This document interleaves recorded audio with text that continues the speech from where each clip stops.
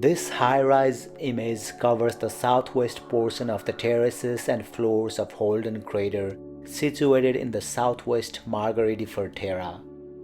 Breccia is a rock typically consisting of rock fragments of various sizes and shapes that have been broken, tumbled, and cemented together in sudden geologic event like a landslide, a flash flood, or even an impact cratering event.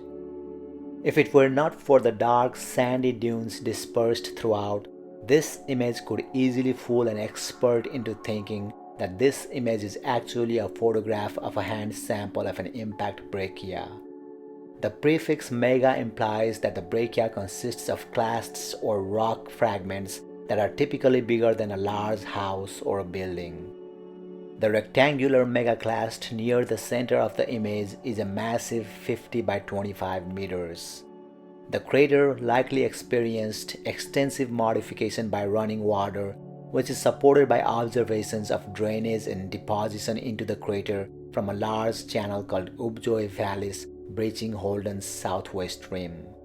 While it is possible that the megabreccia formed from a catastrophic release of water into the crater, a more likely possibility is that it formed from the impact that created the approximately 150 km in diameter Holden crater.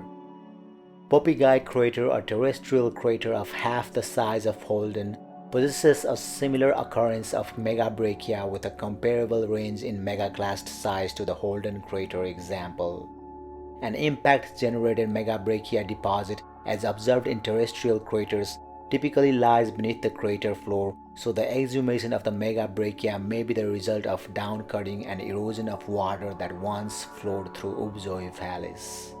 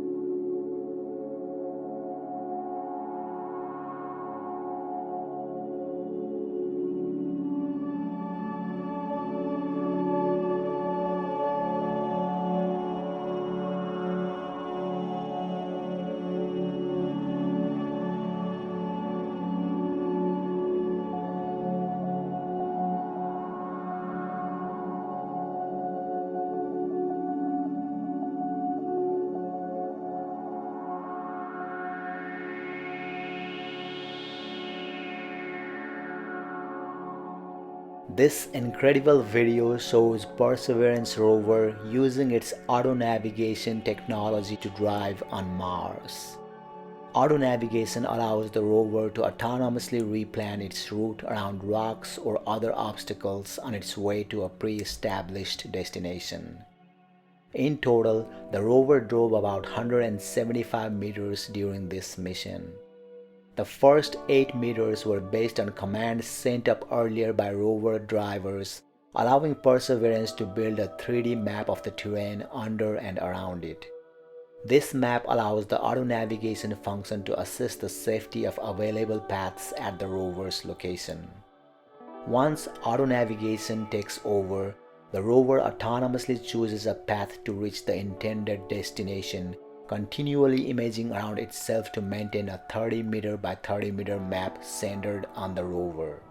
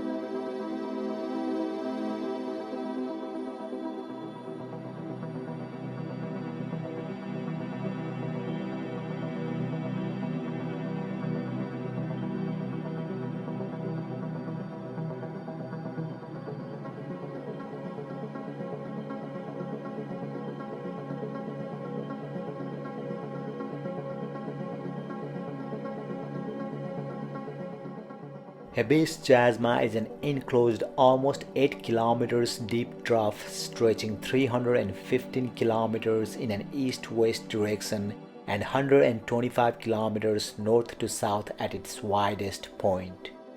It sits about 300 kilometers north of the vast Valles Marineris canyon on Mars.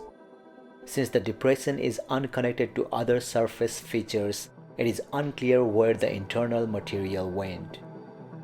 Inside Hebes Chasma is Hebes Mensa, a 5 kilometers high mesa that appears to have undergone an unusual partial collapse. This central plateau, which was likely shaped by the action of wind and water, makes Hebes Chasma a unique valley in Martian geography. The image here shows great details of the chasm and the unusual horseshoe-shaped indentation in the central mesa.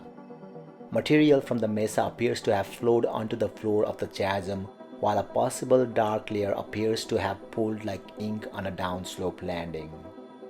The walls of Hebes Chasma weather differently than the slopes on the mesa on its floor. Also, studies of the thermal inertia suggest that the mesa and the walls of the canyon are made of different substances. One popular idea that explains the difference between the depression's walls and the mesa slopes is that the mesa was formed from material that accumulated in a lake. A recent hypothesis also holds that salty rock composes some layers in the Hebes Chasma, with the salt dissolving in melted ice flows that drained through holes into an underground aquifer.